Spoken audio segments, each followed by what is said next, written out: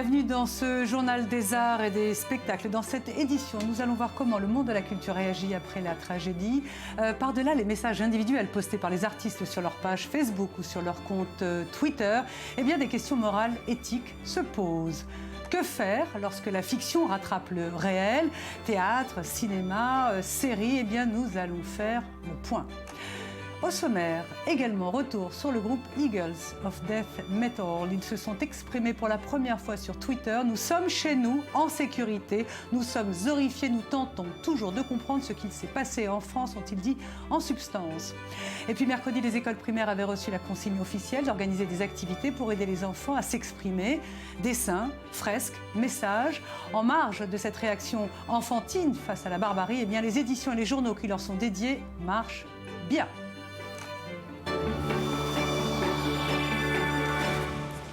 Voilà pour le sommaire. Merci de votre fidélité. Les Eagles of Death Metal ont donc publié un communiqué mercredi en fin de journée.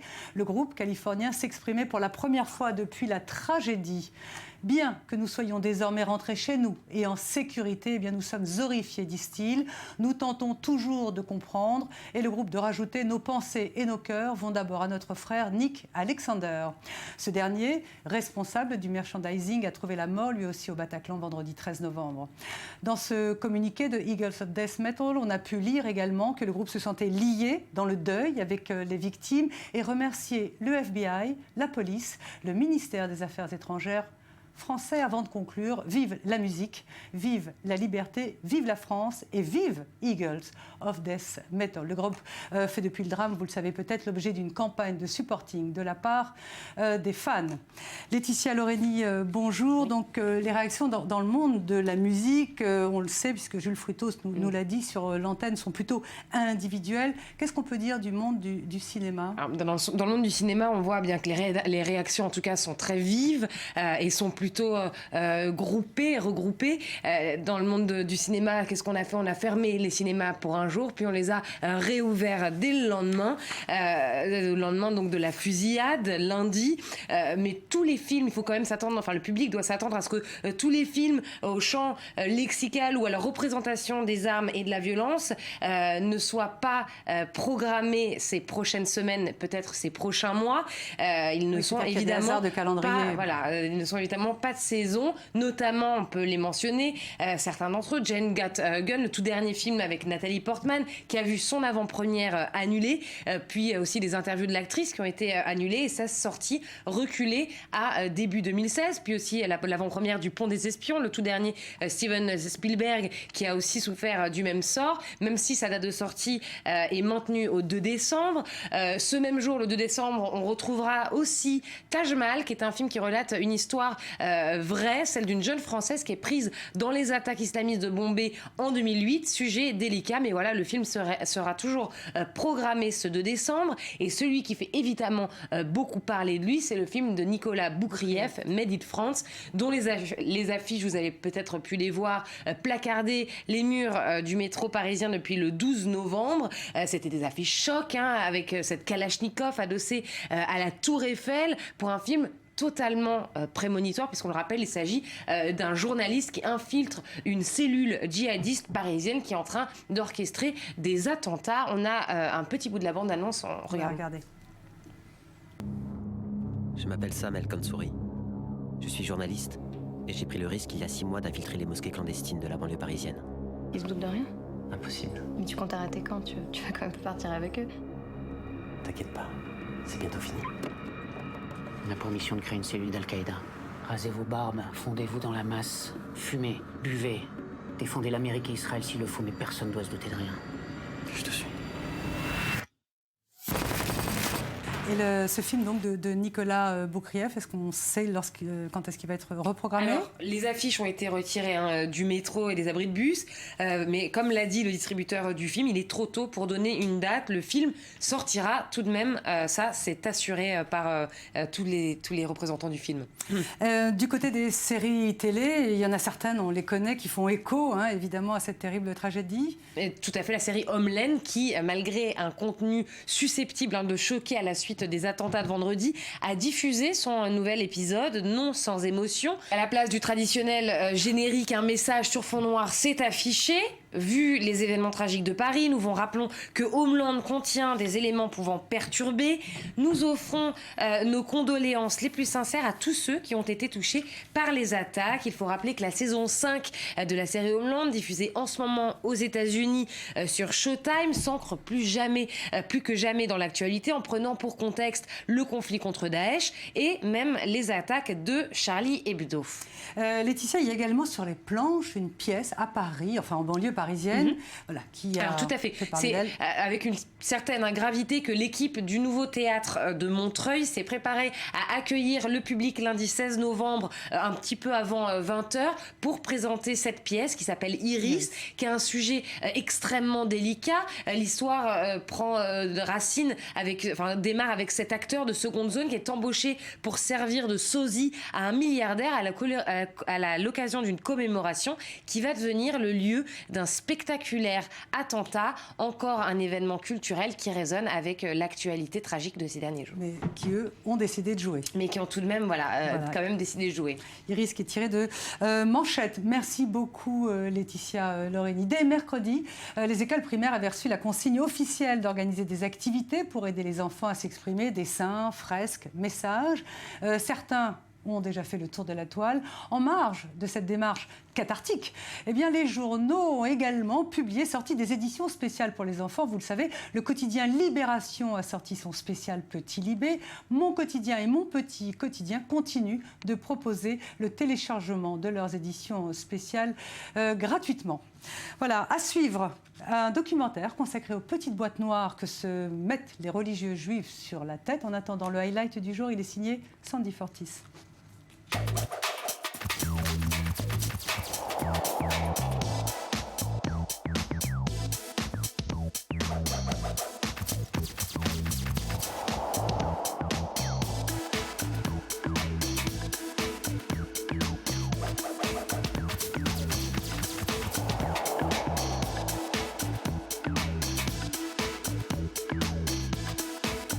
Vous rêvez de vous transformer en Luke Skywalker, en princesse Leia, en Dark Vador ou même en R2-D2 ? Eh bien, c'est possible grâce à l'expo itinérante Star Wars, le pouvoir des costumes, organisée par la Smithsonian Institution et Lucasfilm. Installée depuis quelques jours au musée interactif Discovery Times Square de New York, l'exposition va enchanter tous les fans de la saga. Plus de 70 costumes et gadgets de cette galaxie lointaine, très lointaine, sont exposés au public, avec dans la dernière pièce une expérience interactive qui leur permet de prendre la forme de leur personnage préféré. Une aventure qui vous laissera un petit avant-goût avant que la force ne se réveille.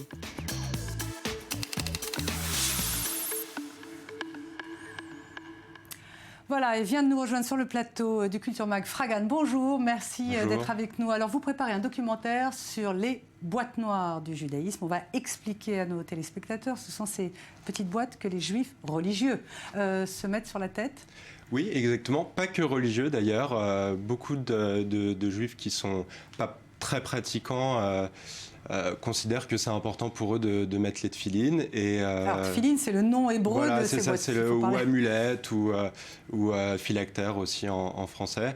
Donc il y a beaucoup de juifs qui considèrent que c'est une mitzvah importante. Une bonne action. Une Alors, bonne action, on va procéder par ordre. Vous, d'abord, voilà, c'est votre premier documentaire. Vous êtes religieux vous-même ? Pourquoi vous avez décidé de faire ça ? Je suis curieux et j'essaye de l'être en tout cas. Disons que j'ai commencé à étudier il y a quelques années dans une yeshiva à Paris. Dans une école religieuse. Exactement. Oui. Et on a étudié ce sujet pendant plusieurs semaines et j'ai trouvé que c'était un sujet très intéressant à développer en documentaire. Alors, d'où viennent ces boîtes noires ? Lorsque vous avez commencé à enquêter, à tourner, vous êtes allé tourner, j'imagine, dans les lieux où on fabriquait ces boîtes noires, on écrivait. Vous allez nous dire ce qu'il y a dedans, mais d'où elles viennent déjà ? Alors, c'est un commandement de la Torah. Ça date de milliers d'années et leur processus de fabrication est toujours la même depuis les temps bibliques. Et on a gardé les mêmes traditions. Et c'est intéressant de voir comment elles sont fabriquées aujourd'hui. qu'elle ne soit pas, par exemple, que le texte qu'on voit ici, le parchemin, ne soit pas imprimé, mais que ce soit toujours écrit on n'est pas d'abord, il n'y a que les hommes qui les mettent, et ensuite, on n'est pas tous censés savoir ce que c'est. Alors, donc, ce sont des petites boîtes. Expliquez-nous. Oui, alors ce sont des des boîtes noires fabriquées en cuir de peau de bête et qui renferment à l'intérieur des parchemins de la Torah. Donc, c'est plusieurs passages, plusieurs versets. Toujours les mêmes pour tout le monde ? Oui, c'est toujours les mêmes. Ce qui peut changer, c'est la taille des boîtes. Elles sont plus ou moins grosses. Voilà, plus ou moins. Et d'autres suivent certains avis, comme le Rambam ou d'autres. Et effectivement, c'est... Étonnamment, aujourd'hui, il n'y a pas que les hommes qui revendiquent de mettre les tefilines. C'est aussi un point qui est abordé dans le documentaire. Alors justement, je vous propose, on regarde un court extrait de ce documentaire que vous préparez, puis on reprend la discussion juste après. Vous allez nous dire où vous avez été filmé.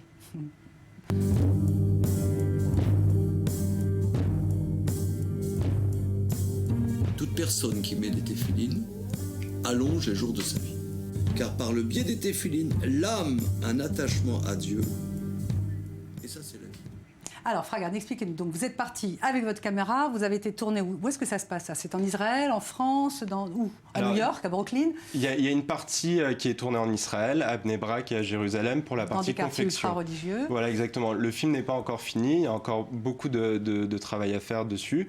Et il y a une partie aussi analyse talmudique avec un rave qui se passe à Paris. Où est-ce que vous avez été tourné ? Qu'est-ce que vous avez pu filmer ? Comment vous avez réussi d'ailleurs à entrer ? Qu'est-ce que vous avez pu filmer ? Alors j'ai rencontré plusieurs personnes qui sont des sophrim, donc des scribes, des gens qui écrivent sur les parchemins, les versets de la Torah. C'est un métier et c'est un métier de l'ombre et c'est très intéressant d'aller les filmer parce que eux-mêmes étaient très contents finalement que quelqu'un vienne s'intéresser à leur travail. Ils font ça parce que un juif ne pourrait pas le faire sans leur expertise.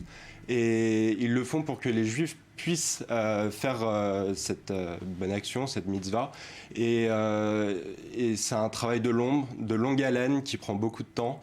Et voilà, c'était très intéressant de les rencontrer, en tout cas, et qui témoignent sur le travail qu'ils ont à faire. Alors, je vais me permettre un parallèle, mais c'est pas comme l'imprimerie nationale en France. Est-ce que ce sont des ateliers privés qui payent, qui dirigent, qui décide que c'est valable ou pas ? Combien d'ateliers y a-t-il ? Ouais, alors il y a donc c'est des experts, c'est des gens qui travaillent depuis très longtemps. Qui sont adoubés par, j'imagine... Voilà, c'est ça, il faut qu'il y ait le tampon cachère dessus.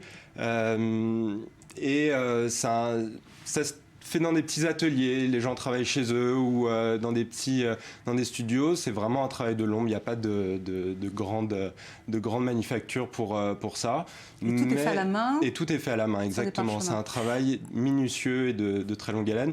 À savoir qu'effectivement, la moindre erreur, la moindre faute prend énormément de temps de correction. Bien sûr. Et c'est un gros travail. Alors Fragan, vous êtes tout jeune, vous préparez donc ce documentaire, vous avez mis en place une campagne de fundraising pour vous aider à financer ce documentaire.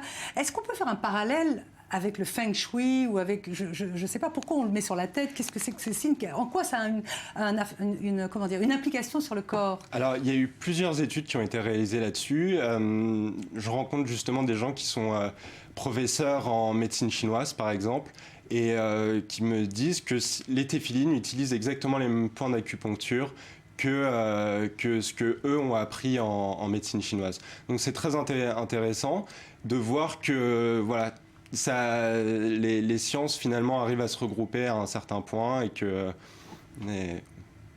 Est-ce qu'on vous a ouvert la porte facilement ? Vous avez eu du mal à les convaincre ? Parce que vous n'êtes pas, manifestement, vous faites pas partie du même monde, quoi. Non, mais je pense qu'ils ont été surpris que quelqu'un s'intéresse à leur travail. Quelqu'un de jeune. Quelqu'un de jeune, qui fait partie aussi de la communauté, qui s'intéresse à eux. Et finalement, quand on montre qu'on est curieux finalement d'une tradition, il n'y a pas de raison à ce qu'ils vous ferment la porte. Et au contraire, ils ont été très accueillants et très chaleureux avec moi. C'est toujours en noir et blanc ? En noir et blanc. C'est toujours de l'encre noire sur du parchemin ? Oui, c'est toujours de l'encre noire. dans le Talmud, il y a eu beaucoup de débats à savoir si les boîtiers devaient être spécifiquement noirs. Mais aujourd'hui, c'est la loi, la halakha qui a été décidée ainsi. Vous avez obtenu combien d'argent pour l'instant sur votre page de financement? Avec le financement participatif, donc sur tout Scoprod, on a eu à peu près 5 000 €. Et il vous manque combien? Et il manque beaucoup pour faire la suite du film. Donc il y a une production à Paris qui se charge, une production française. La production s'appelle Enfin Bref, qui est en charge aussi de pouvoir récolter un peu les financements pour finir ce film.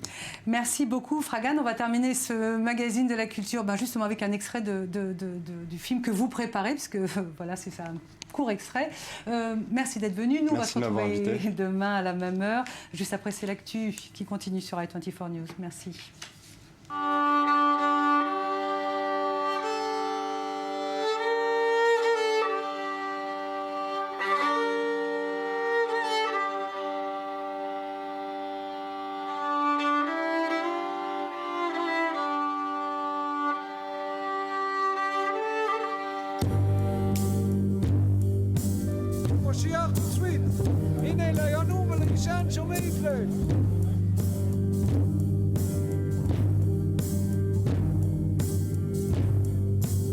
Toute personne qui met des téphilines